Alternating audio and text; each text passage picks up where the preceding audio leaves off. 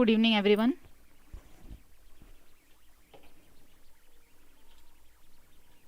And welcome to fill up form. आप सभी का बहुत बहुत स्वागत है फिलअप फॉर्म में। और मैं सोनाली, आपकी ईवीएस टीचर।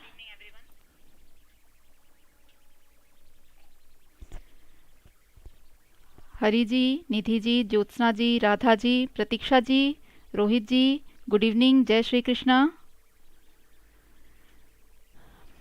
आशा है आप सभी बहुत अच्छे होंगे। और जैसा कि आप सब जानते हैं कि आज जो है हमारी सीटेट की लास्ट क्लास है ईवीएस की।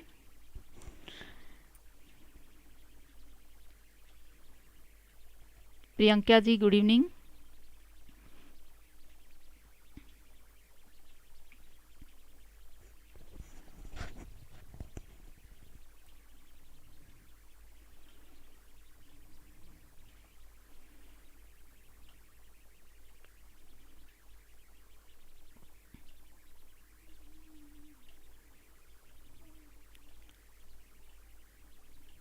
तो जैसा कि मैंने आप लोगों को बताया था कि हम अभी कंटिन्यू भले क्लास में जुड़े हुए नहीं रहेंगे क्योंकि हमारी आज लास्ट क्लास है, बट आप लोगों को किसी भी तरह की कोई प्रॉब्लम अगर होती है तो आप लोग टेलीग्राम पर मेरे साथ जुड़े हुए हैं। वहाँ आप अपनी प्रॉब्लम शेयर कर सकते हैं और सल्यूशन भी आपको वहाँ से मिल जाएगा। अगर कोई पिक्चर के थ्रू कुछ समझाना होगा तो मैं पिक्चर्स आपको उसमें सेंड कर दूँगी। कुछ अगर आपको बोल के समझाना है तो वॉइस मैसेज के थ्रू भी मैं आपको आपकी प्रॉब्लम का सॉल्यूशन दे दूंगी। ठीक है।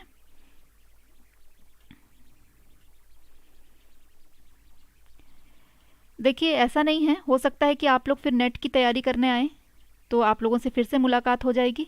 तो ऐसा नहीं है कि यहाँ तक ही हमारा सफ़र ख़त्म हो जाएगा। मैं तो यही चाहूँगी कि अभी आप लोग जैसे तैयारी कर रहे हैं सीटेट की, आगे नेट की भी तैयारी करें। तो वहाँ फिर हम जुड़े रहेंगे क्योंकि नेट की क्लासेस भी यहाँ चलती हैं। तो आना चाहेंगे तो आप कंटिन्यू फिर क्लास में रह सकते हैं। अगर आप नेट का क्लास आगे करना चाहते हैं, नेट करना आपको है, अगर इच्छा है तो। हाँ, सुघड़ संझा माही जी।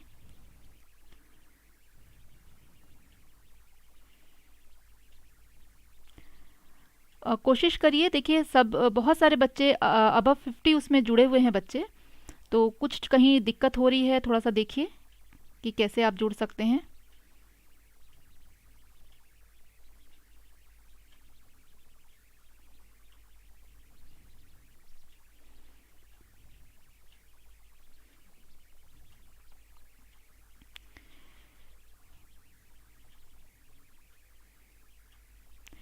टेलीग्राम का जो लिंक है वो डिस्क्रिप्शन में आप जाएंगे तो उसमें आपको मिल जाएगा। टेलीग्राम का लिंक है उसमें। ठीक है,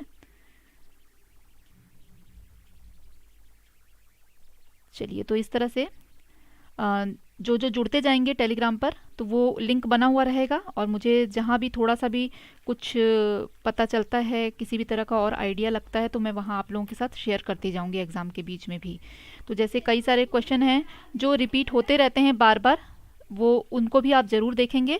और जो क्वेश्चन आ चुके हैं, ऐसा नहीं है कि वो एक सेट में आ चुके हैं या दूसरे सेट में वो क्वेश्चन आ चुके हैं तो उन क्वेश्चन को आप नहीं करेंगे, बल्कि उनको भी आपको करना है। ठीक है। तो ये मत सोचिएगा कि ये अब फर्स्ट सेट में आ चुका तो अब हमको ज़रूरत नहीं है इसको लर्न करने की, देखने की भी ज़रूरत नहीं है। तो कई क्वेश्चन ऐसे होंगे जो फर्स्ट सेट से भी हो सकता है कि 10th सेट में आ जाए, किसी में भी कुछ भी आ सकता है क्योंकि बहुत सारे पेपर्स हैं अलग अलग डेट्स में, है ना। तो इसीलिए क्वेश्चन हमारे पास उसी एरिया के इर्द गिर्द ही हैं। हमारा फिक्स्ड है कि ये एरिया हमारा है क्वेश्चंस का। लेकिन वो, हाँ, ये हो सकता है कि क्वेश्चन का जो टाइप है उसको थोड़ा सा बदल दे, लेकिन बेसिक चीज़ वही रहेगी। अब जैसे पश्मीना है, पश्मीना से बहुत क्वेश्चंस आते हैं तो उसको चेंज कर देता है। मैंने बताया है किस तरह से पश्मीना में कई तरह के चेंजेस कर करके पूछा जाता है। फिर मैंने आपको बताया कि डांस फॉर्म जो है उसको कभी एरिया पूछ लेगा कि किस एरिया का है, कभी एरिया का नाम दे देगा और डांस फॉर्म बताना है, कभी उनके मैचिंग्स में दे देगा। तो इस तरह से एक ही क्वेश्चन को 4 या 5 तरह से बनाया जा सकता है। स्नेक वाला मैंने आप लोगों को बोला कि स्नेक वाला भी ज़रूर करिएगा। वो भी आपका क्वेश्चन जो है वो रिपीटेड है, कई बार आपको वो देखने को मिल जाएगा। ठीक है। मैथमेटिक्स में जो है वो वही क्वेश्चन है, कुछ उसमें चेंज नहीं है, वो समय से रिलेटेड है। वो डायरेक्शन वाला जो क्वेश्चन है वो भी उसी तरह रहेगा, बस आपको क्या है, रफ में उसका डायग्राम बनाते जाना है। ठीक है। तो इस तरह के कुछ क्वेश्चन जो है ना वो बिल्कुल एक जैसे ही रहेंगे। टाइगर प्रोजेक्ट को ज़रूर पढ़ के जाइएगा, छोड़िएगा नहीं कोई भी। टाइगर प्रोजेक्ट में से बहुत क्वेश्चंस पूछे जाते हैं, और जितने तरह के भी प्रोजेक्ट्स हैं, एनिमल प्रोजेक्ट मैंने एक अलग से बनाया हुआ वीडियो, उसको भी आप लोग ज़रूर देखिए। और अलग अलग जो राष्ट्रीय उद्यान हैं उनके बारे में मैंने बताया है, वो भी आप ज़रूर देख के जाइए। तो ये इस तरह के जो टॉपिक्स हैं इनको तो आपको किसी भी हाल में छोड़ना ही नहीं है। उसके बाद आपका जो खाद्य श्रृंखला जो है उसके बारे में जो है उसको भी आपको ज़रूर पढ़ना है। खाद्य श्रृंखला किस किस तरह से है, ठीक है। उसमें फर्स्ट स्टेप किसका रहता है, सेकंड किसका रहता है, लास्ट में कौन रहता है। तो ये जैसे पहला हो गया प्रोड्यूसर होगा, फिर कंज्यूमर होगा, तो उसमें फर्स्ट जो प्राइमरी कंज्यूमर होगा, फिर सेकेंडरी कंज्यूमर होगा, फिर जो ओमनीवोरस जो आ जाते हैं, जो लोग दोनों तरह की चीज़ें खाते हैं। तो ये ऐसे करके लास्ट कोई एक जो है कंज्यूमर बन जाएगा, जो तृतीय उपभोक्ता होगा। तो इस तरह से अलग अलग स्टेजेस होते हैं, ठीक है। तो इन चीज़ों को आप थोड़ा सा ध्यान जरूर दीजिएगा, छोड़िएगा नहीं, ठीक है। और चलिए आज देखते हैं और क्या क्या क्वेश्चंस हैं हमारे पास। तो बहुत बहुत स्वागत है आप सभी का फिलअप फॉर्म में। और ये जो क्लासेस हैं इसकी टाइम टेबल, अब तो खैर आज तो लास्ट क्लास है। और जो क्रैश कोर्स है, हाँ ये क्रैश कोर्स जो है अभी भी आप ले सकते हैं, जिनका एग्ज़ाम बहुत बाद में है, जिन्होंने क्लास मिस कर दी हैं, किसी कारण से लेट अटेंड कर पाए हैं, वो ये क्रैश कोर्स अगर लेते हैं तो उनको काफ़ी बेनिफिशियल हो जाएगा, ठीक है। तो 199 ओनली इसका है प्राइस, कोई ज़्यादा आपको महंगा भी नहीं है। और इसके लिए आप जो एक स्क्रीन पे नीचे नंबर है 8233651148, इस नंबर पे आप कांटेक्ट कर सकते हैं या व्हाट्सएप के थ्रू इसमें ग्रुप ज्वाइन कर सकते हैं। वहाँ आपको आपकी जो भी क्वेरी है वो पूरी हो जाएगी कि भाई आप पूछिए, आपको कैसे कैसे ज्वाइन करना है वो सब बता दिया जाएगा, ठीक है। अच्छा, उसके बाद है 199 का ये जो पैक है, इसमें आपको फुल क्लास मिल जाएगी, 5000 प्लस MCQs आपको मिलेंगे, 20 प्लस PYQ और मॉक टेस्ट। और उसके बाद एक और इम्पॉर्टेंट चीज़ है कि आपका ये जो ऑनलाइन क्विज़ चल रहा है, ये कई लोग जो अटेंड कर पा रहे हैं इसको ज़रूर अटेंड करते रहिए, इससे आप लोगों को काफ़ी आइडिया हो जाएगा। पेपर 1 और 2 के लिए है, बहुत ही बेनिफिशियल रहेगा, आपकी एक कंटिन्यूटी बनी रहेगी। तो एग्ज़ाम टाइम में वो जो एक नर्वसनेस होती है ना, वो ये क्विज़ कंटिन्यू करते रहेंगे। कई सारे देखिए आजकल आपको ऑनलाइन पेपर का मतलब तरीका जानने के लिए कई सारे आप लोग मॉक टेस्ट टाइप के अलग अलग चैनल्स इस पे आप गूगल पे सर्च करेंगे तो आपको मिल जाएगा, टेस्ट प्रैक्टिस पेपर मिल जाएगा आपको, उस पर आप सॉल्व करिए। तो उससे जो घबराहट है ना वो आपकी वो कम हो जाएगी, और आपको साथ साथ आंसर भी पता चलते जाएंगे। तो कई नए क्वेश्चंस और आपको नई गलतियाँ आपको पता चलेंगी, जिससे कि आपका जो है काफ़ी अच्छी तैयारी हो जाएगी एग्ज़ाम के लिए, ठीक है। और टाइम भी आपका मैनेज रहेगा कि आपको कितने टाइम के अंदर कौन सा क्वेश्चन सॉल्व करना है, ठीक है। तो चलिए अब आगे बढ़ते हैं और फर्स्ट क्वेश्चन ले लेते हैं। In relation to EVS the child looks at his environment, ये ऑप्शन है। EVS के संबंध में बच्चा अपने पर्यावरण को देखता है किस रूप में, अपने अलग रूप में, समग्र रूप में, सरल रूप में, या थीम फॉर्म में, थीम के रूप में। ये क्वेश्चन भी बार बार आता है, देखिए कई तरह से इस क्वेश्चन को पूछा गया है। मैं यही चीज़ आपको बताना चाहती हूँ कि एक ही क्वेश्चन को पूछने का ढंग अलग अलग हो जाएगा।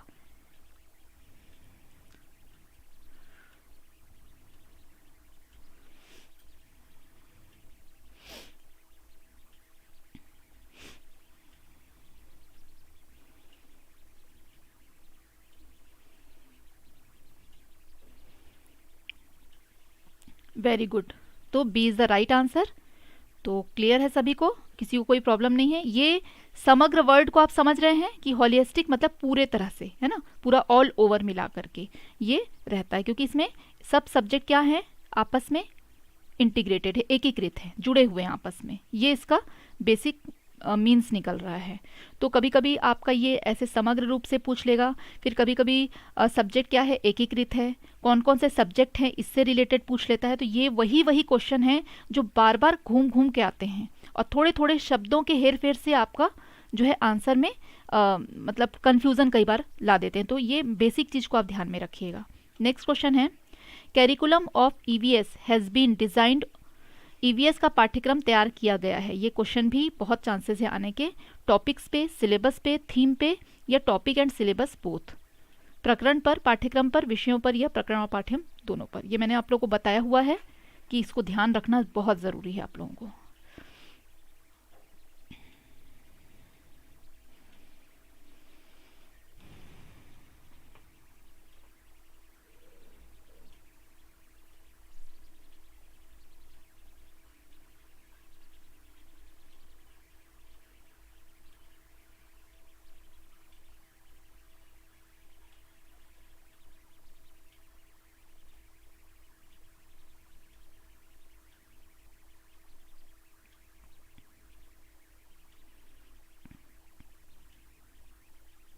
चलिए, तो सी आंसर आ रहे हैं, सी इज़ द राइट आंसर, कि ये एक थीम पर आधारित है। हमेशा मैं बताती हूँ आप लोगों को कि हमारा जो हम नॉर्मली हमको याद रहता है टॉपिक, पर ये थीम पर बेस्ड है। कुछ मेन थीम है जो कि 6 हैं, और एक जो फर्स्ट हमारी मेन थीम है उसके अलग अलग जो है सब थीम है 4। ठीक है, तो इस तरह से आपको थीम्स और सब थीम्स में इसको बांटा गया है। ये कई बार मैं बता चुकी हूँ, इस पर भी गलती मत करिएगा। इस तरह के क्वेश्चन भी आने के फुल चांसेस हैं। चलिए आगे बढ़ते हैं। इससे भी क्वेश्चन पूछा गया है, हर सब्जेक्ट के हिसाब से अलग अलग ढंग से इसको पूछा गया है। NCF 2005 view in EVS in classes 3 to 5th as subject which integrates the concept and issues of. NCF 2005 कक्षा 3 से 5 तक के EVS को एक ऐसे विषय के रूप में देखता है जो विकल्पों की अवधारणाओं और मुद्दों को एकीकृत करता है। ठीक है, विज्ञान और सामाजिक विज्ञान, विज्ञान सामाजिक विज्ञान भाषा और गणित, विज्ञान सामाजिक विज्ञान पर्यावरण शिक्षा, विज्ञान सामाजिक विज्ञान और भाषाएं। ये वाला भी मैं कई बार बता चुकी हूँ आप लोग को, तो इसमें भी गलती नहीं करिएगा। बिल्कुल अपना जो माइंड है उसमें ये कंसेप्ट को क्लियर रखिएगा, ताकि वहाँ कन्फ्यूज़न का सवाल ही ना उठे। हम चाहते ही नहीं कि हम कन्फ्यूज़ हों। हाँ, सी आंसर आ रहे हैं, and C is the right answer, कि इसमें विज्ञान भी है, सामाजिक विज्ञान भी है और पर्यावरण शिक्षा भी है। Very good. सब्जेक्ट इसलिए ऐसा है कि देखिए, गणित तो अलग से बच्चे पढ़ रहे हैं, और हिंदी और इंग्लिश भी, मतलब लैंग्वेज जो हो गया, वो भी बच्चे अलग से पढ़ रहे हैं। लेकिन उनका तब अलग से कोई ज्योग्राफी का नहीं होता है, हिस्ट्री का अलग से कुछ नहीं होता है, या बायोलॉजी फिजिक्स इस तरह से अलग अलग नहीं होता। वो एक ही साथ सारे सब्जेक्ट्स को मिला करके पढ़ते हैं। ठीक है, तो वो हो गया आपका EVS के रूप में, जिसमें कि विज्ञान, सामाजिक विज्ञान और पर्यावरण शिक्षा, ये सारी चीज़ें इंटीग्रेटेड रहती हैं।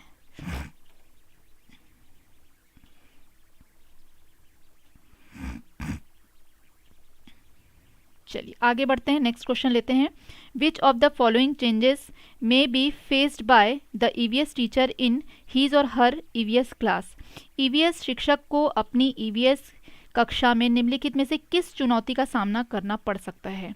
उस कक्षा की बहुसांस्कृतिक आयाम, प्रत्येक छात्र की भावना, प्रत्येक का समुदाय, संस्कृति और जीवन शैली, कक्षा का अनुशासन और इसका प्रबंधन। अब विकल्प में क्या है? पहला विकल्प जो है केवल A और D, दूसरा विकल्प में B और D केवल, और तीसरे विकल्प में C और D केवल हैं, और लास्ट जो ऑप्शन है उसमें है A, B और C। बहुत इजी आंसर है इसका, बस थोड़ा लंबा है ये।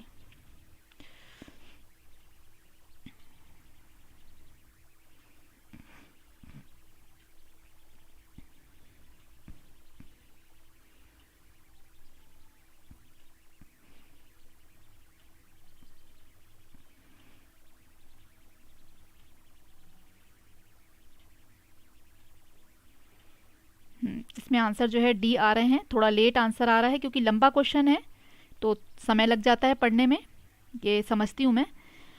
तो ए, बी और सी। डी में देखिए, जहाँ ना इसमें क्वेश्चन इस तरह के जब भी आएंगे ना, तो जहाँ भी टीचर को थोड़ी सहूलियत मिल रही ना, उसको यहाँ नहीं लेना है। इस चीज़ को आपको ध्यान रखना है, कंफ्यूज मत होइएगा। कक्षा का अनुशासन और इसका प्रबंधन से इसका कोई लेना देना नहीं है, ठीक है, क्योंकि वो काम जो है वो एक टीचर का होगा। लेकिन ये चुनौती जो है, ये चुनौती के रूप में इन तीनों को ही दिखाया जाएगा। लेकिन एक तरह से देखा जाए तो चौथा भी जो है एक चुनौती के रूप में कभी कभी सामने आता है। जब हम पढ़ाते हैं क्लास में, तो कई बार ऐसी क्लासेस होती हैं कि उसमें बच्चे किसी किसी क्लास में बहुत ज़्यादा उद्दंड होते हैं, कोई कोई सेक्शंस ऐसे होते हैं जिनको संभालना वाकई में बहुत मुश्किल होता है। और कई स्कूलों में क्या होता है कि डिवाइड किया जाता है कि जो ए सेक्शन है उसमें जो ब्रिलियंट बच्चे हैं उनको रखा जाएगा, जो बी सेक्शन है उसमें एवरेज को रखा जाएगा, और जो बिलो एवरेज हैं उनको सी सेक्शन में रखा जाएगा, या उनके लिए एक और सेक्शन बना दिया जाता है। इस तरह से कई स्कूलों में ये भी होता है। तो ये जो पैटर्न है ना, ये बहुत ही गड़बड़ पैटर्न हो जाता है। उसमें क्या होता है कि टीचर उस क्लास में जाना नहीं चाहते हैं जिस क्लास में बहुत ही बिलो एवरेज बच्चे जो होते हैं वो रहते हैं। तो ये भी कहीं कहीं पे लागू किया जाता है, लेकिन ये सक्सेसफुल नहीं हो पाता है। इसलिए लेकिन कभी कभी ये भी होता है कि कोई कोई सेक्शन बहुत ज़्यादा बदमाशी करने वाली होती है या पढ़ने में उनका मन नहीं होता, तो वो सारे बदमाश बच्चे एक साथ ही उस क्लास में रहते हैं। तो ऐसे में भी क्या होता है, अगर रियलिटी देखा जाए एक टीचर के हिसाब से, तो बहुत बड़ी चुनौती होती है। कभी कभी इस तरह का जो स्कूल में जो प्रबंधन होता है उसके कारण भी कई चुनौतियों का टीचर को सामना करना पड़ता है। फिर एक और होता है कि कई स्कूलों में जो है प्राइमरी टीचर्स के लिए मदर टीचर का कॉन्सेप्ट होता है। अब उसमें क्या है, जो मदर टीचर कॉन्सेप्ट होता है उसमें आपको एक ही क्लास में छोटे से लेकर के सुबह से लेकर के आपको छुट्टी तक उसी क्लास में रहना है, और सारे सब्जेक्ट्स उस सेक्शन के, उस बेसिक उस क्लास के आप ही को लेने हैं। मान लीजिए आपको क्लास 1 का टीचर बना दिया गया, क्लास टीचर, तो आप उसकी हिंदी भी देखेंगे, इंग्लिश भी देखेंगे, मैथ्स भी देखेंगे, और आपके ड्राइंग से लेके कंप्यूटर सारा कुछ आपको देखना है। कभी कभी अलग से कंप्यूटर की टीचर या ड्राइंग की टीचर दे दी जाती है, अदरवाइज़ कभी कभी आपको ही पूरा देखना होता है। तो ऐसे में भी बहुत मुश्किल हो जाता है, बच्चे कई बार मतलब बोर हो जाते हैं उसी टीचर को देख देख करके। तो कई जगह ये कॉन्सेप्ट भी है जहाँ हमने पढ़ाया भी है, और कई जगह ऐसा भी होता है कि अलग अलग जो है टीचर जो है अलग अलग सब्जेक्ट के लिए जाते हैं। तो ये सब क्या है, एक तरीका होता है, एक तरह से हम कर करके देखते हैं, ये एक्सपेरिमेंट होता है कि किस में बच्चों को ज़्यादा फ़ायदा हो रहा है। ठीक है, तो ये बस एक आप लोगों को बताने वाली बात थी। हाँ, मूवी भी बन चुकी है इस पे। चलिए, तो क्लियर है आप लोगों को। इसमें जो 3 ऑप्शन है शुरू के, ये तीनों सही हैं, जो कि लास्ट वाले हमारे 4th ऑप्शन में है, ए, बी और C. Next question, the most appropriate objective of teaching EVS at primary stage is to. प्राथमिक स्तर पर पर्यावरण अध्ययन को पढ़ाने का सबसे उपयुक्त उद्देश्य क्या है? ध्यान से देखिए, ये क्वेश्चन भी आपका बार बार पूछा जाता है।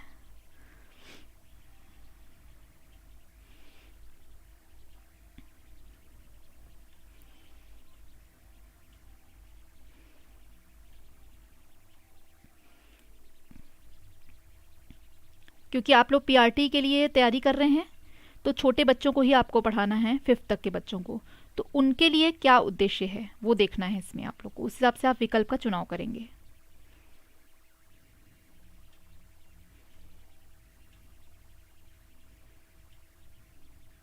ये वाला क्वेश्चन भी मैं कई बार करा चुकी हूँ आप लोगों को, पर आई थिंक मेरे को लग रहा है कि आप भूल गए हैं इसका जो कॉन्सेप्ट है वो।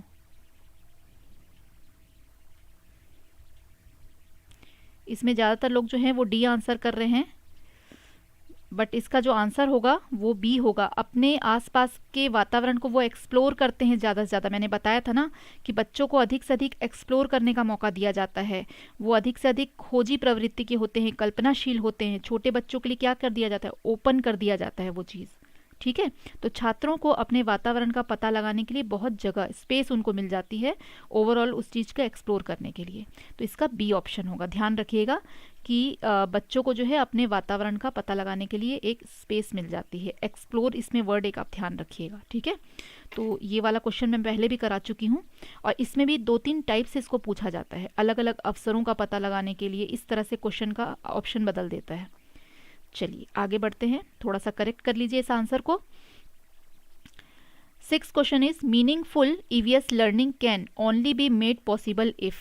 अर्थपूर्ण ईवीएस अधिगम तभी संभव हो सकता है जब क्या होगा, विद्यार्थी के स्थानीय अनुभव विद्यालय के अनुभवों से संबंधित हों, ज्ञान के निर्माण में स्कूली ज्ञान का उपयोग किया जाता है, छात्र के स्थानीय अनुभवों को उचित महत्व नहीं दिया जाता, प्रशिक्षित ईवीएस शिक्षक के अनुभवों का उपयोग किया जाता है। ये भी बहुत बार अलग अलग ढंग से घुमा फिरा के पूछा गया है। ध्यान दीजिए, मैं बार बार बता चुकी हूँ इसको, आप लोग मेन चीज़ को ध्यान नहीं दे रहे हैं। ध्यान दे करके इसको क्वेश्चन को पढ़िए।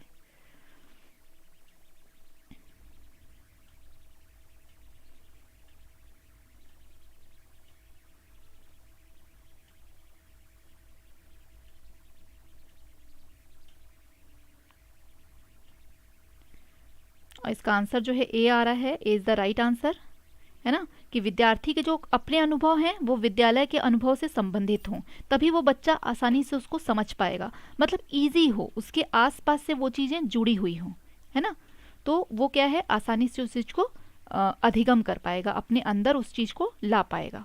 ठीक है, चलिए, तो ये याद है आप लोगों को कॉन्सेप्ट, अच्छी बात है। नेक्स्ट क्वेश्चन ले लेते हैं। The most appropriate objective of promoting parents and communities participation in the learning of EVS by students is to, छात्रों द्वारा पर्यावरण अध्ययन में माता पिता और समुदाय की भागीदारी को बढ़ावा देने का सबसे उपयुक्त उद्देश्य क्या है। ठीक है, शिक्षकों को छात्र की सामाजिक सांस्कृतिक पृष्ठभूमि को जानने का अवसर प्रदान करना, राष्ट्रीय नीतियों की सिफारिशों का पालन करें और विद्यालय में अनुशासन बनाए रखने के लिए छात्रों को जानने और छात्रों को सीखने में उनका मार्गदर्शन करने के लिए। बहुत इजी है।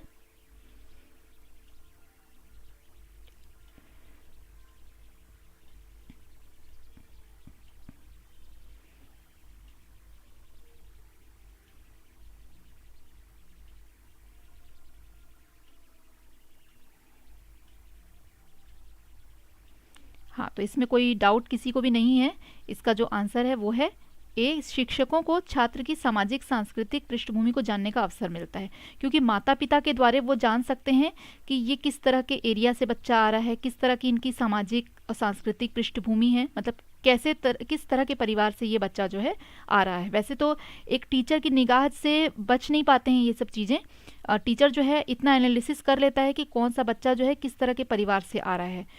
जब वो सामने उनकी एक्टिविटी देख लेता है तो बिल्कुल श्योर रहता है कि इनका पारिवारिक जो माहौल है वो किस तरह का होगा, है ना।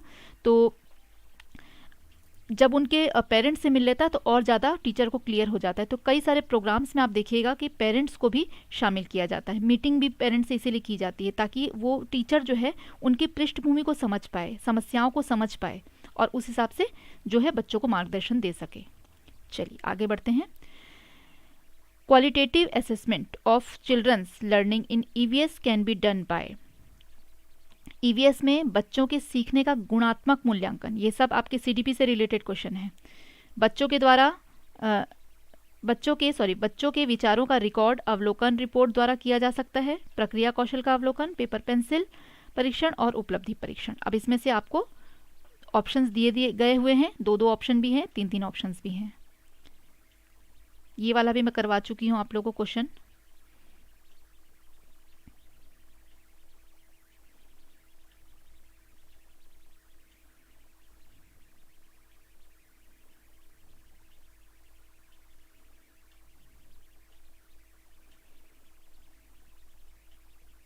गुणात्मक मूल्यांकन करना है, ठीक है, आपको ध्यान देना है।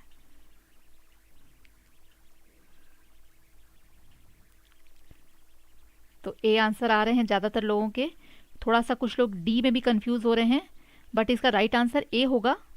बिल्कुल सही आंसर कर रहे हैं ज़्यादातर लोग, तो ए ही आंसर कर रहे हैं कि पहला बच्चों के विचारों का रिकॉर्ड अवलोकन, ठीक है, उन पे ऑब्जर्वेशन उनका किया जाना चाहिए और वो जो काम कर रहे हैं उसकी एक रिपोर्ट बनाना है ना। तो ये आपका गुणात्मक मूल्यांकन हुआ कि कौन बच्चा कितना इम्प्रूव कर रहा है, वो पहले कैसा था फिर बाद में कैसा हुआ, तो उसका सीखने का जो गुणात्मक मूल्यांकन है वो इसी तरह से होगा। तो ए और बी वाला जो ऑप्शन है, पहला ऑप्शन है, वो आपका सही हो जाएगा। जिनसे थोड़ी मोड़ी गलतियां हुई हैं वो करेक्शन कर लेंगे, कोई बात नहीं।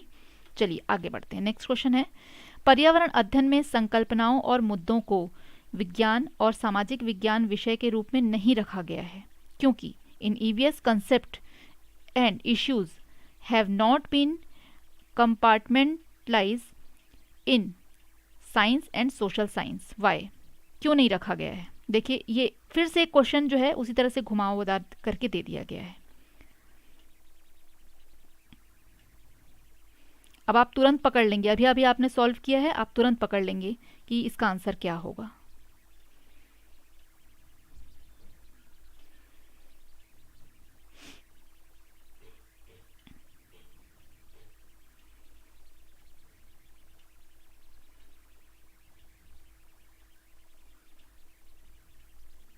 हाँ, तो बी आंसर आ रहा है। देखिए तुरंत समझ में आ गया ना, क्योंकि उसी तरह से वही वर्ड आपका आ गया क्वेश्चन को थोड़ा सा मोड़ा तोड़ मरोड़ के दे दिया गया है। देखिए ऑप्शन वही है कि बच्चे जो हैं पूरे परिवेश को क्या करते हैं, समग्र रूप में देखते हैं। तो यही होने वाला है आप लोगों के साथ एग्जाम में, क्वेश्चन को थोड़ा सा रूप बदल बदल करके पूछा जाएगा, है ना।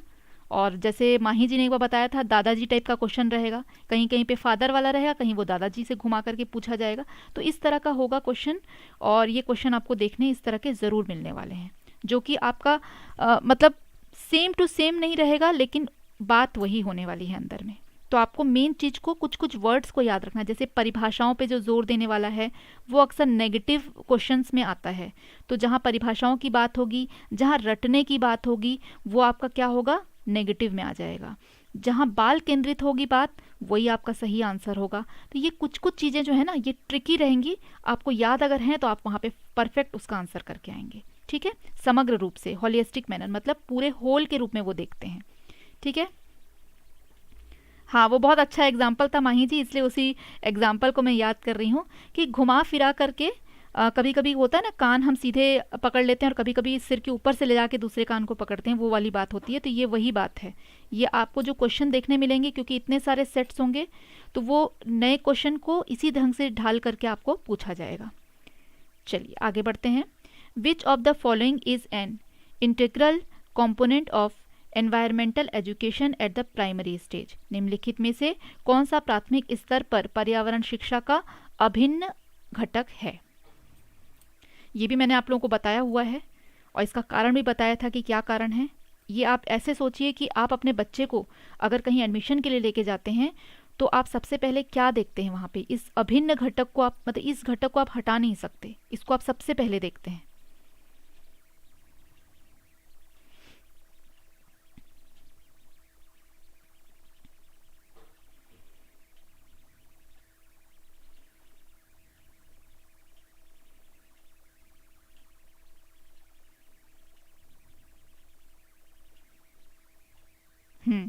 तो B is the right answer, कि आप बच्चों का वातावरण देखेंगे, है ना। जैसे आज के समय में क्या है, अगर हम हिंदी मीडियम से पढ़ रहे हैं, मैंने आप लोगों को जो एग्जांपल मैं दे रही हूँ वो आप खुद कई लोग रिलेट करेंगे इस चीज़ से, कि आप अगर हिंदी मीडियम से पढ़ रहे हैं और आपको लग रहा है कि हिंदी मीडियम से मैंने पढ़ा है तो मुझे कई चीज़ें जो हैं या जॉब में मुझे प्रॉब्लम आ रही है क्योंकि मैं हिंदी मीडियम से हूँ। तो अगर मैं इंग्लिश मीडियम से पढ़ाई मैंने की होती तो ये ज़्यादा बेटर होता। तो हम क्या चाहेंगे कि हमारे जो बच्चे हैं वो हिंदी मीडियम में बिल्कुल ना पढ़ें, वो किस में पढ़ें, वो इंग्लिश मीडियम में पढ़ें। तो ये क्या हुआ, वातावरण की बात हुई। उसके बाद क्या है कि हम ऐसे स्कूल में बच्चों को दाखिला दिलाएंगे जहाँ पे जो बोर्ड के रिज़ल्ट हैं वो अच्छे आते हों। जैसे अगर मान लीजिए मेरा बच्चा जो है वो 8th-9th में पढ़ रहा है, जो आगे 10th की तैयारी करने वाला है या 12th की तैयारी करने वाला है, अगर मैं ऐसे किसी जगह में जाती हूँ एडमिशन के लिए, तो मैं सबसे पहले क्या देखूंगी कि उस एरिया में कौन सा स्कूल अच्छा है जहाँ बोर्ड के रिज़ल्ट अच्छे आते हैं। तो मैं उसी स्कूल में ट्राई करूँगी अपने बच्चे को डालने का। क्यों? क्योंकि वहाँ का वातावरण ज़रूर अच्छा है, तभी वो बच्चों को सपोर्ट कर रहा है कि वो एग्ज़ाम में अच्छे रिजल्ट लाएं। तो सबसे पहली चीज़ हम देखते हैं कि बच्चों का वातावरण कैसा है, वहाँ का लोकेलिटी कैसी है, वहाँ किस तरह के बच्चे आ रहे हैं, किस तरह के टीचर आ रहे हैं, ये हम जा करके देखते हैं। चलिए आगे बढ़ते हैं। Next question, most stable ecosystem में सर्वाधिक स्थिर परितंत्र कौन सा है। फॉरेस्ट मतलब जंगल, डेजर्ट रेगिस्तान, ओशन महासागर, माउंटेन मतलब पर्वतीय क्षेत्र।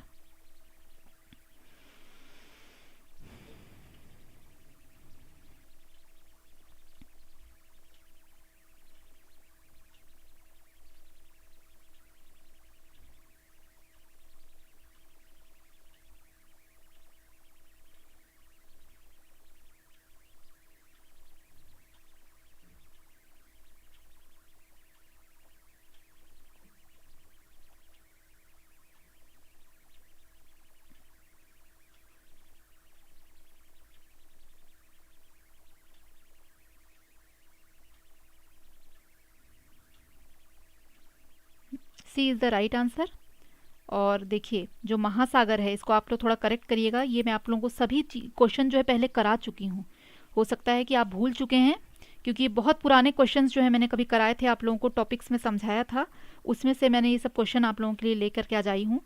तो कुछ चीज़ें आप लोग पिछली भूल गए हैं, इसलिए गलत आंसर आ रहे हैं। देखिए जो महासागर है, ठीक है, उसमें जो परितंत्र होता है वो काफ़ी स्थिर होता है। देखिए जंगल में क्या होता है कि लोगों का आवागमन हमेशा चलता रहता है, कभी पेड़ों की कटाई हो रही है, कुछ ना कुछ हो रहा है। रेगिस्तान का भी क्या है, मूवमेंट बहुत होता रहता है, आंधियाँ चलती रहती हैं।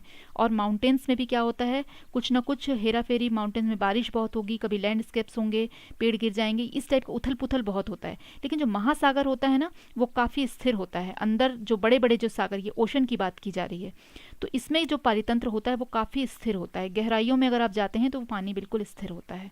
और हर जगह हमेशा सुनामी तो आती नहीं रहती है, लेकिन बाकी जो तीनों जगह हैं वो काफ़ी डिस्टर्ब्ड रहते हैं। बट माउंटेन जो है वो काफ़ी स्थिर पारितंत्र होता है। बट इंसानों ने बहुत डिस्टर्ब उसको भी कर ही दिया है, जो प्लास्टिक की चीज़ें फेंक फेंक के, गंदगी बहा बहा के सब बर्बाद करके छोड़ दिया है। Next question is, dash is defined as an ecological state of species being unique to specific geographical location. Khalistan को एक विशिष्ट भौगोलिक स्थिति के लिए विशिष्ट प्रजाति की पारिस्थितिक स्थिति के रूप में परिभाषित किया गया है। मतलब एक विशिष्ट जगह भौगोलिक स्थिति को देखते हुए उसको क्या कहते हैं, विदेशी प्रजातियां, स्थानीय प्रजातियां, पारिस्थितिकी तंत्र, उपरोक्त में से कोई भी नहीं। ये भी मैं करा चुकी हूं आप लोगों को।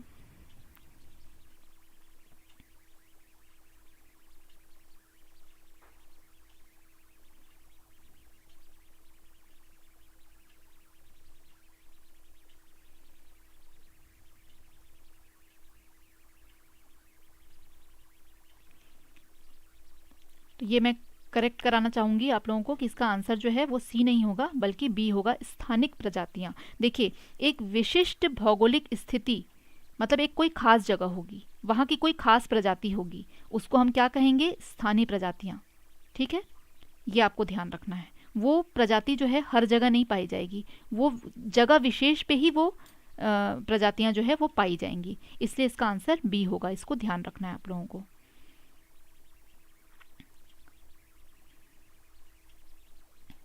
चलिए आगे बढ़ते हैं।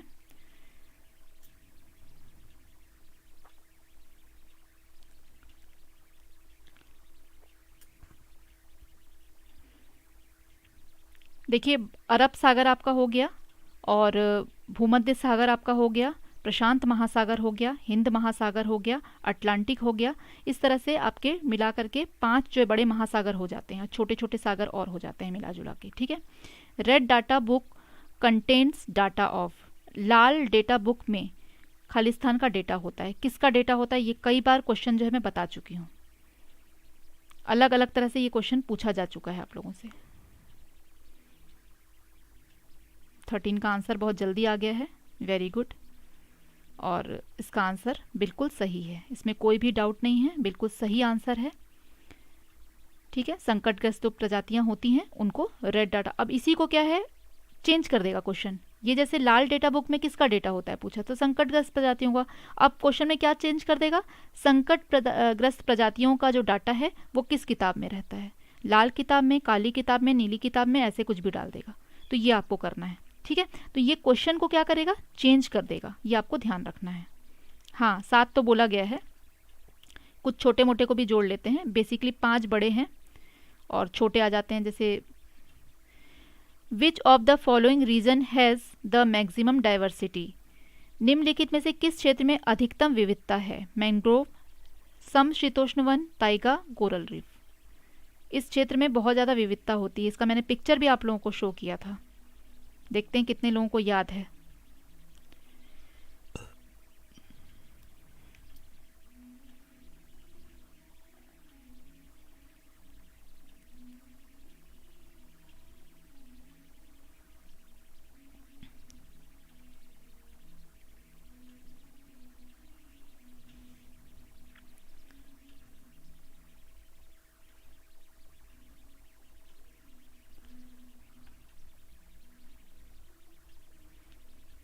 इसका जो राइट आंसर है वो होगा coral reef, D is the right answer. इसको मैं करा चुकी हूँ, भूल गए हैं सब लोग, है ना, फिर डांट लगानी पड़ेगी लग रहा है। तो कोरल रीफ जो है उसमें बहुत टाइप्स होते हैं, तरह तरह के कोरल रीफ्स जो हैं वो देखने मिलते हैं, बहुत ज़्यादा अधिकतम इसमें विविधताएं पाई जाती हैं। ठीक है, इसको ध्यान रखिएगा, आंसर गलत मत करिएगा। चलिए नेक्स्ट क्वेश्चन करते हैं। Which one of the following is not included under in C2 conservation. ये C2 संरक्षण भी मैंने बताया हुआ है आप लोग को, उसके अंतर्गत ये नहीं आता है। ये संरक्षित क्षेत्र मान के चलिए इसको, सिंपल, तो भी आपको इसका आंसर समझ में आ जाएगा। जू, चिड़ियाघर, नेशनल पार्क, राष्ट्रीय उद्यान, वाइल्ड लाइफ सेंचुरी, वन्य जीवन अभ्यारण्य और बायोस्फीयर रिजर्व। ये चारों में आपको अलग कौन सा लग रहा है, वही आपका आंसर होगा।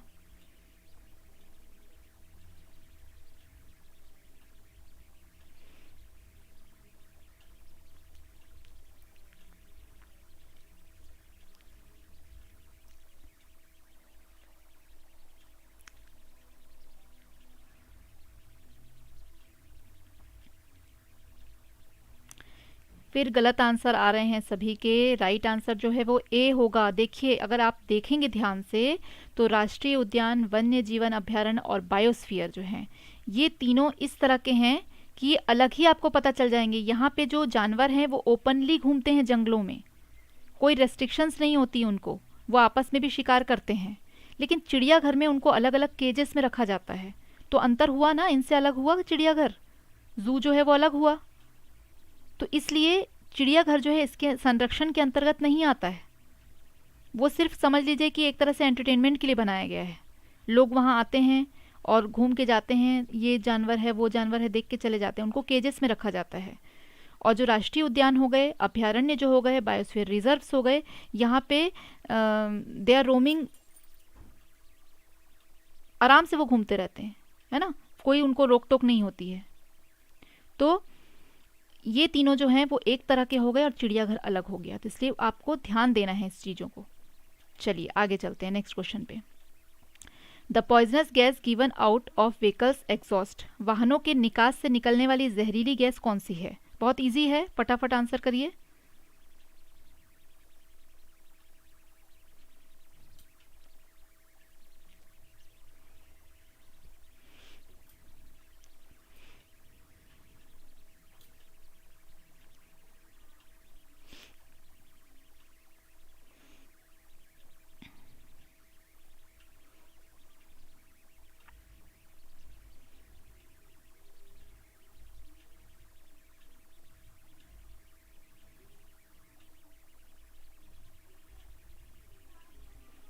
तो कोई प्रॉब्लम नहीं है किसी को भी। A is the right answer, बिल्कुल सही। कार्बन मोनोऑक्साइड जो है इसका राइट आंसर है। और सबसे ज़्यादा जो है जहरीली यही गैस होती है जो हमारे वातावरण में नंबर 1 पे चल रही है, और नंबर 2 पे जो है वो है ओजोन। कल मैंने आप लोगों को कराया है, याद ही होगा आप लोगों को। चलिए next question. Yellowing of Taj Mahal is an effect of, किस चीज़ का इफेक्ट है जो ताजमहल को पीला कर रहा है? एसिड रेन, अम्ल वर्षा, global warming, ozone depletion, ozone का रिक्तीकरण, मतलब उसमें जो उसकी लेयर है वो कमज़ोर हो जाना या छेद हो जाना, ऑल ऑफ अबव। ये भी मैं करवा चुकी हूँ आप लोगों को, सारे रिपीटेड हैं।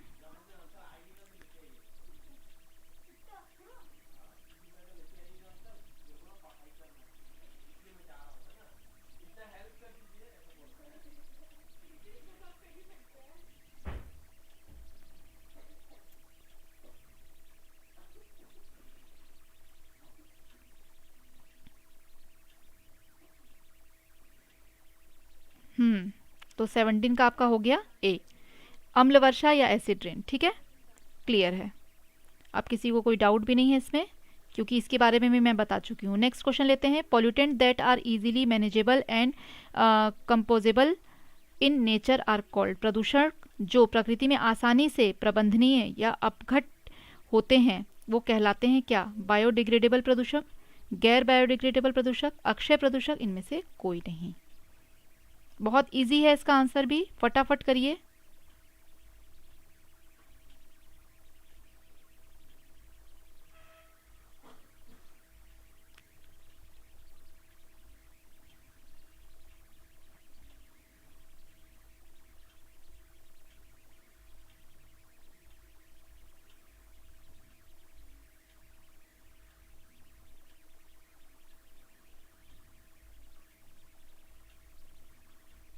देखिए, प्रकृति में आसानी से ये क्या हो जाते हैं, सड़गल जाते हैं, ये कहने का मतलब निकल रहा है। ठीक है, अपघट्य है मतलब आसानी से क्या हो जाते हैं, डिकम्पोज्ड हो जाते हैं। तो वो कहलाते हैं आपके बायोडिग्रेडेबल प्रदूषक, जो कि आसानी से क्या हो गए, मिक्स हो गए। अब जैसे इसमें कौन सी चीज़ आ जाती है, जो आपकी सड़ गल जाती है। जैसे आपने सब्जी बनाई, सब्जी के जो अंश रह गए, जो खराब हो गए, वो आपने सड़ी हुई सब्जियां फेंक दी, या फिर आपने सब्जी काटा तो अब गोभी के आपने फूल तो खाए लेकिन नीचे की डंठल थोड़ी खाएंगे, उसको फेंक दिया। मटर को छीला, दाने तो खा लिए लेकिन छिलके फेंक दिए। प्याज छिला, ऊपर के छिलके फेंक दिए। तो ये सारी चीज़ें क्या हो जाती हैं, कचरे के रूप में तो दिखाई देंगी, प्रदूषक तो कहलाएंगी, लेकिन क्या हो जाएंगी, सड़ गल के वो मिट्टी में मिल जाएंगी। ठीक है। और जो प्लास्टिक वगैरह है वो तो कभी मिलने वाले नहीं हैं, तो वो आपके हो जाएंगे नॉन बायोडिग्रेडेबल पोल्यूटेंट, मतलब गैर बायोडिग्रेडेबल प्रदूषक। चलिए आगे बढ़ते हैं। Which of the following is a green house gas, निम्नलिखित में से कौन ग्रीन हाउस गैस है।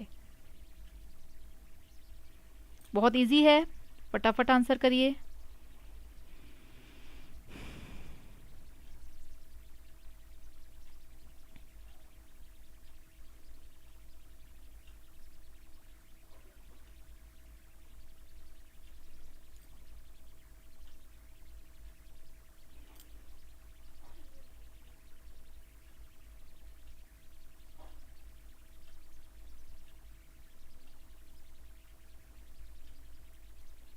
शाहीन जी का आंसर सबसे पहले आ गया, रोहित जी का भी आ गया, वेरी गुड।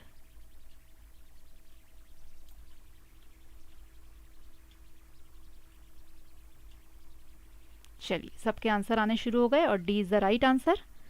कुछ लोग थोड़ा कंफ्यूज हो रहे हैं, लेकिन ए जो है इसका नहीं होगा आंसर। इसमें जितनी भी गैसें दी हुई हैं, जल वाष्प भी, ये भी क्या है, आपका ग्रीन हाउस गैस कहलाएगी। ठीक है, वाष्प के रूप में। तो D is the right answer, इसको आंसर को सही करिएगा। ठीक है, ये सारी जो है आपकी ग्रीन हाउस गैस है। ऑक्सीजन हो गया आपका, कार्बन डाइऑक्साइड हो गया, मीथेन हो गया, जल वाष्प हो गया आपका, सब। चलिए आगे बढ़ते हैं। मतलब वायुमंडल में ये गैस जो है आपकी है। ओजोन दिवस कब मनाया जाता है। Ozone day is observed on, एक शॉर्ट वीडियो में मैंने ये वाला क्वेश्चन पूछा था, उसके आंसर भी बताया था। देखते हैं कितने लोगों को याद है।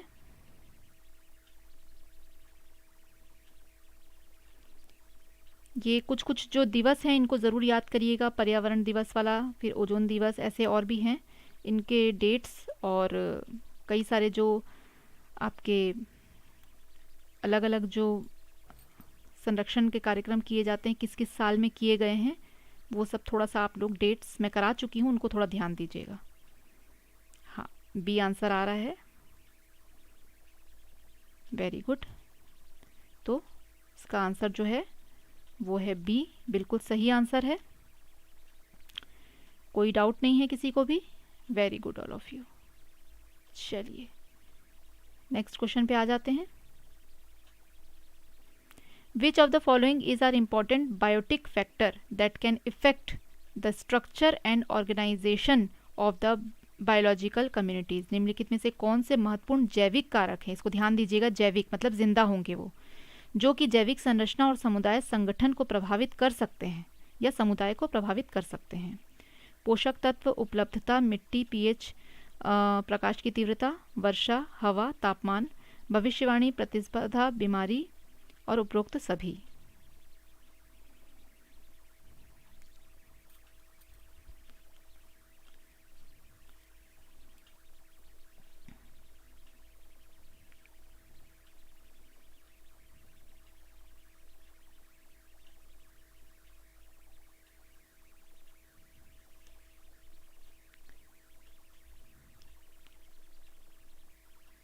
बिल्कुल सही आंसर आ रहे हैं सबके, वेरी गुड। तो D is the right answer कि भाई पोषक तत्व हो गई, उसकी उपलब्धता, मिट्टी का पीएच बैलेंस क्या है, प्रकाश कितना आ रहा है, हवा, वर्षा, तापमान, हर चीज़ मैटर करती है ना। कहीं के भी जो जैविक है उसकी संरचना, जैविक संरचना को प्रभावित करने के लिए ये सारी चीज़ें मैटर करती हैं। बिल्कुल सही आंसर है, very good. Next question is Detroit food chain starts from, ये भी मैंने आप लोगों को विथ पिक्चर्स बताया था, देखें कितने को याद है। डेट्राइट खाद्य श्रृंखला कहाँ से शुरू होती है।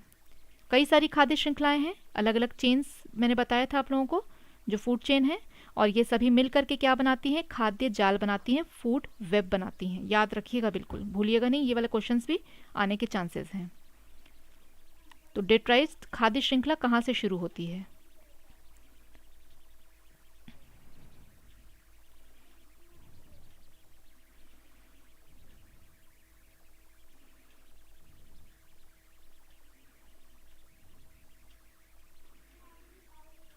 भूल गए हैं ना, डांट तो आज पड़ेगी सबको। गड़बड़ कर रहे हैं बहुत आंसर। इसका आंसर जो है वो है सी।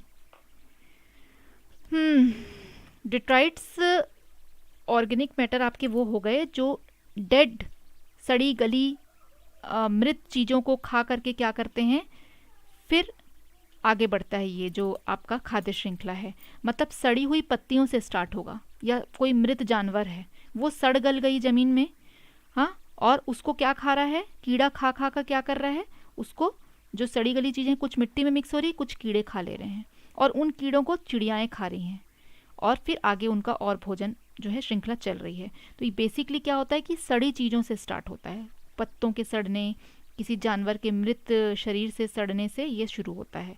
तो मृत कार्बनिक पदार्थ मतलब जो जीवित चीज़ें हैं जब वो सड़ गल जा रही हैं, वहाँ से ये काम स्टार्ट होता है। तो ये ध्यान रखिएगा कि डेट्राइट्स खाद्य श्रृंखला जो है वो शुरू होती है कहाँ से, मृत कार्बनिक पदार्थों से। ठीक है, हाँ बबली जी का सही है, पर काफ़ी लोगों का जो है गलती हो गई है, थोड़ा सा इसको करेक्ट करिएगा। और देखिए स्क्रीन पे आंसर आने के बाद आंसर देने का कोई मतलब नहीं निकलेगा।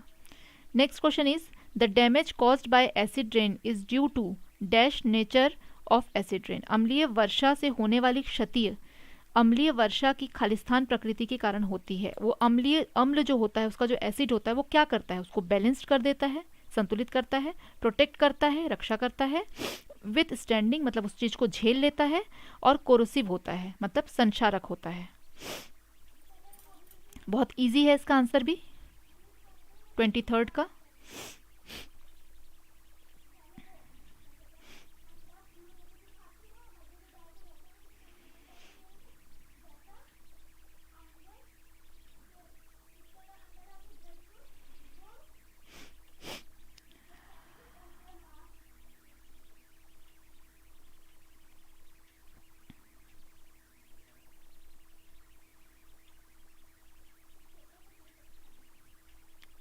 लग रहा है कि एग्जाम की टेंशन जो है ना वो सर पे चढ़ गया सबके।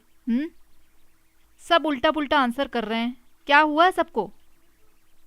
इतना इजी आंसर है, सारे के सारे गलत कर रहे हैं। माही जी का सही आया आंसर, बाकी सबका गलत आंसर आ रहा है। बताइए, हाँ अब प्रियंका जी, राधा जी ने भी आंसर किया है, बबली जी का आंसर आ रहा है, बाकी उधर ऊपर वाले सारे ने गलत किया है। जब एसिड ड्रेन हो रही है तो वो संतुलित होगा क्या, बैलेंस्ड रहेगा, वो रक्षा करेगा कि किसी चीज़ को वो मतलब घिसा देगा, खराब कर देगा। किसी चीज़ पे आप एसिड डाल के देखिए, उस चीज़ को खराब कर देगा बिल्कुल। कलर डिस्कलर करता है, कपड़ों को छेद कर देता है। तो ये ऊपर के तीनों ऑप्शन तो होंगे ही नहीं। संक्षारक होता है, वो खराब कर देता है उस चीज़ को, कोरोसिव होता है। तो इसका आंसर होगा डी। इतनी टेंशन मत लीजिए एग्जाम में, ध्यान से क्वेश्चन पढ़िए। यही एग्जाम में एक्चुअली होता यही है, क्वेश्चन उतने कठिन नहीं आते हैं लेकिन कंफ्यूज हम हो जाते हैं वहाँ पे। ये गलती मत करिएगा, वहाँ पे कूल डाउन होकर के पेपर दीजिएगा। चलिए next question. Acid rain react with marble and limestone to form. अम्लीय वर्षा संगमरमर और चूना पत्थर के साथ अभिक्रिया करके क्या बनाती है, ये भी मैं आप लोग को बता। देखिए एसिड रेन से 3 क्वेश्चन मैंने यहाँ आप लोग को बता दिए है ना। तो ऐसी एक ही क्वेश्चन के अलग अलग रूप पूछे जाएंगे। हाँ एसिड रेन वाला मैं आप लोगों को करवा चुकी हूँ। इसमें बेसिकली ये 3-4 पॉइंट ही हैं जो आपको याद रखने हैं।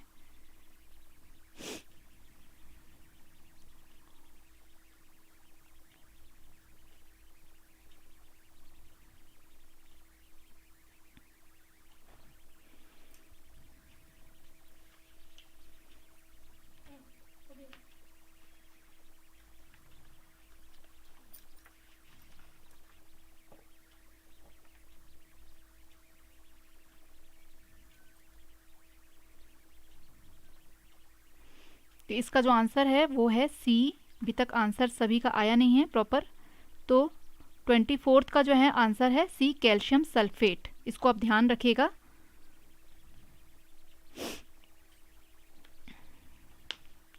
क्योंकि इसमें होता क्या है कि जो सल्फ्यूरिक एसिड है, ठीक है, सल्फर डाइऑक्साइड जो है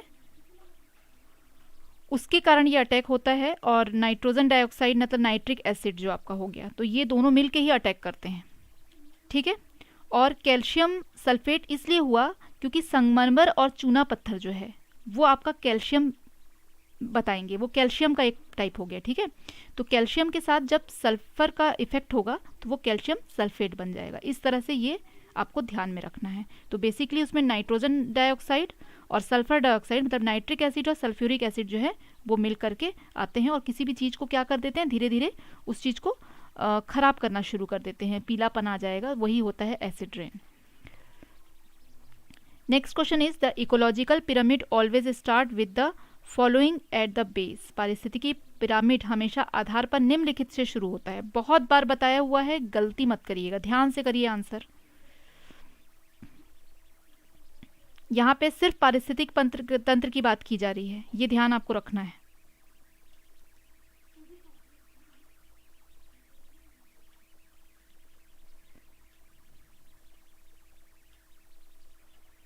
यहाँ डेट्राइट्स वाला पिरामिड की बात नहीं की गई है, वो अलग हो जाता है। ये आपका सिर्फ पारिस्थितिक तंत्र की बात की जा रही है।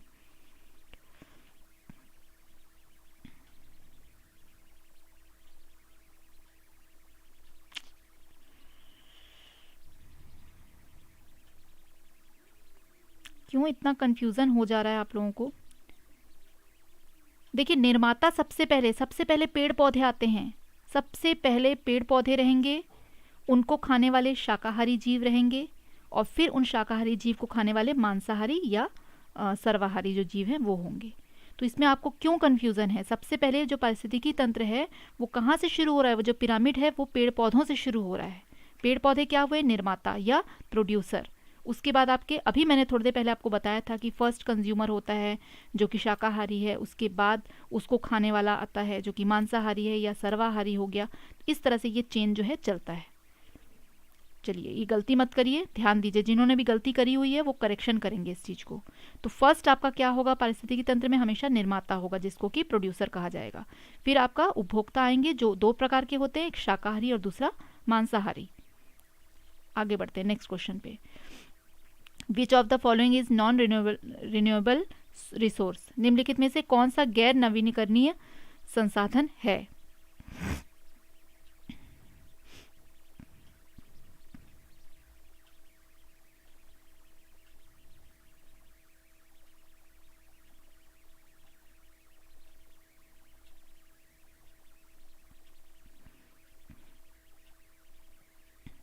और अगर आप लोगों को क्लास अच्छी लग रही है तो आज लास्ट क्लास है, तो यार एक लाइक ज़रूर करके जाना, ताकि याद रहे कि हाँ लास्ट क्लास में जो है बच्चों ने सब ने लाइक किया था। तो आज सभी लाइक कर दो एक बार, भूलना नहीं, ताकि मेरी लास्ट क्लास का लाइक सबसे ज़्यादा रहे।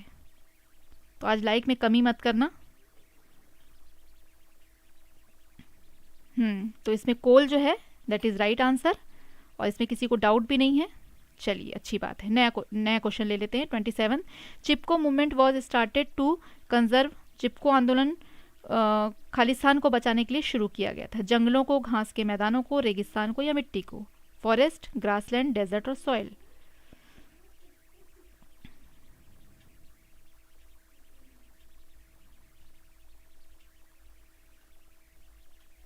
Thank you so much all of you. और आप लोगों के कारण ही इस क्लास की शोभा है और इतना अच्छा माहौल आप लोगों का रहता है।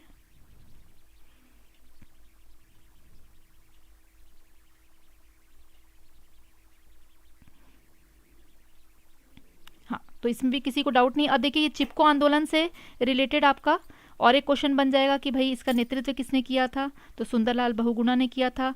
कहाँ किया था? तो ये सब धीरे धीरे आप लोगों को सब कुछ याद रखना है, ठीक है ना। चलिए,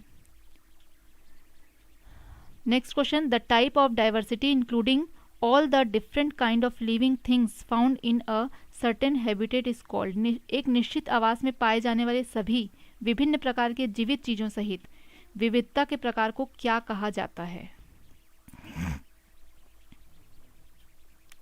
ये भी एक पहले क्वेश्चन आया था, लगभग उसी के जैसा है।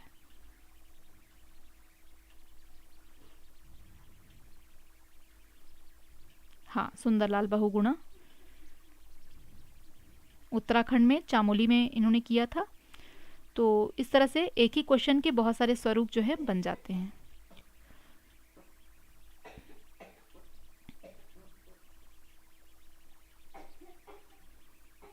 ट्वेंटी 8 का जो है ध्यान से आंसर करिए। इसका जो आंसर है वो है बी होगा, क्योंकि निश्चित आवास में पाए जाने वाले विभिन्न प्रकार के जीव, मतलब वो एक निश्चित एरिया में ही पाए जाएंगे, वहीं उनका वंश जो है बढ़ेगा, वहीं घटेगा, वो उसी एरिया में रहेंगे, तो अनुवांशिक होंगे वहाँ पे लोग।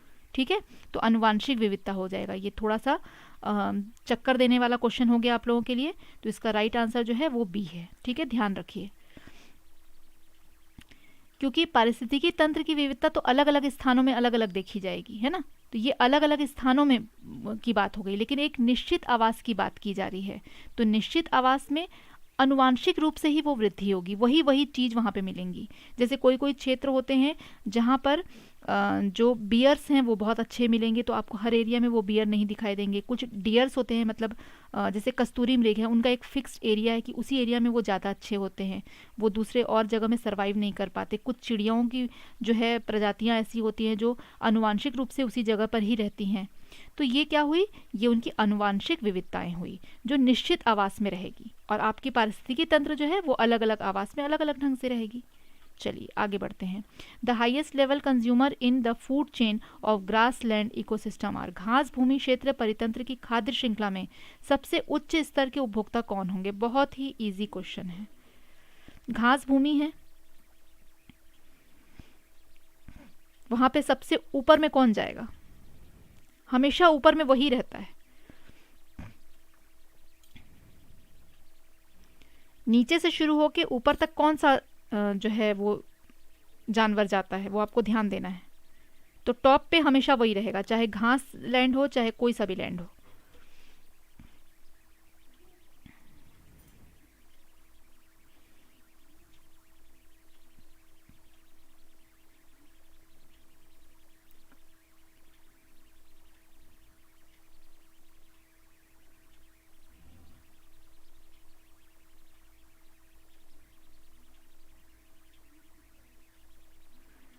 मांसाहारी उच्च स्तर का उपभोक्ता है। कितने बार आप लोगों को अभी मैं चेन बता रही हूँ, आप लोग क्यों गलतियां कर रहे हैं।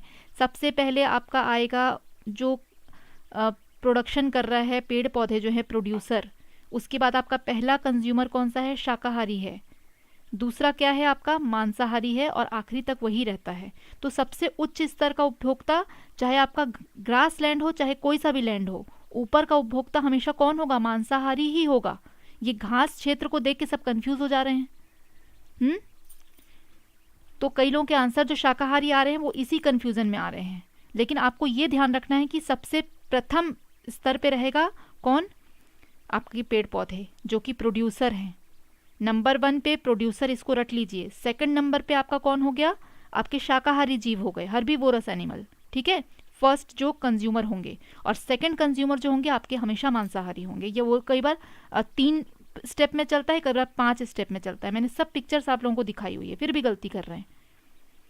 बार बार बताती हूँ फिर भी गलतियां हो जा रही हैं। तो कोई सा भी लैंड हो, आपका ग्रास लैंड हो चाहे ग्रास मतलब नॉर्मल इकोसिस्टम आपका दिखा रहा है कि ये परितंत्र है, खाद्य श्रृंखला है, उसमें हमेशा जो टॉप मोस्ट होगा वो मांसाहारी होगा। ये आपको ध्यान रखना है। चलिए लास्ट क्वेश्चन ले लेते हैं।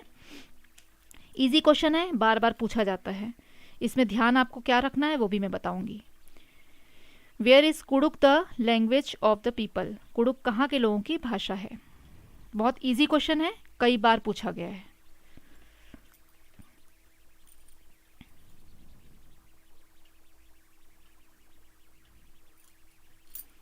इससे एक क्वेश्चन पूछा जाता है कि तोरांग का क्या मतलब होता है, कुडुक भाषा में तोरांग का क्या मतलब होता है ना। तो ये क्वेश्चन भी आता है। और देखिए ऐसे तो ये बंगाल में भी बोला जाता है कुडुक जो है, और बिहार में भी बोला जाता है, लेकिन ऑप्शन में हमेशा झारखंड ही रहता है। तो ये झारखंड आप रट के जाइएगा, बिल्कुल यही ऑप्शन बार बार देखने को मिलते हैं। ठीक है, और तोरांग कहा जाता है जंगल को। ये जो मैंने सूर्यमणि वाला आप लोगों को बताया था, पर्सनैलिटी, फेमस पर्सनैलिटी वाला एक बनाया हुआ है मैंने वीडियो, उसमें दिया हुआ है। हाँ, तोरांग मतलब जंगल होता है। सूर्यमणि जो है उसने एक सेंटर बनाया था, तुरांग सेंटर, उससे रिलेटेड क्वेश्चन है, ये 2-3 क्वेश्चन उसमें से बन जाते हैं। तो वो भी आप ध्यान रखिएगा कि उसमें से भी रिलेटेड क्वेश्चन आने के चांसेस हैं, क्योंकि रिपीटेड क्वेश्चन है ये सारे। ठीक है, तो रिपीटेड को तो आप देख ही लीजिएगा, छोड़ना ही नहीं है उन क्वेश्चंस को। और आज की क्लास आप लोगों को अगर अच्छी लग रही है तो भाई लाइक ज़रूर कर देना। और ये आपका गलती से 19 छप गया था क्वेश्चन में, और सब्सक्राइब कर दीजिएगा चैनल को अगर आप आगे भी हमारे साथ जुड़े रहना चाहते हैं, क्योंकि नेट की क्लासेस भी इसमें होती रहती हैं, अभी चल ही रही हैं नेट की क्लासेस। जो सीटेट के बाद नेट क्वालिफाई भी करना चाहते हैं वो इस क्लास के साथ यहाँ पे हमारे साथ फिलअप फॉर्म में जुड़े रह सकते हैं।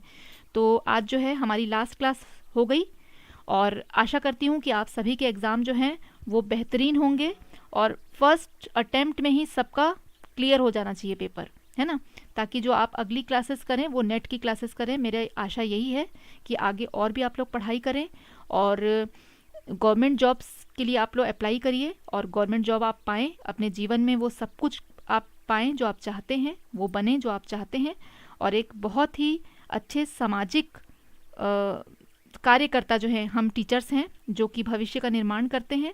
तो एक अच्छे टीचर के रूप में आप सभी हमारे देश का नाम, अपने परिवार का नाम रोशन करें। इसी आशा के साथ आज की क्लास जो है हम यहीं ख़त्म कर रहे हैं।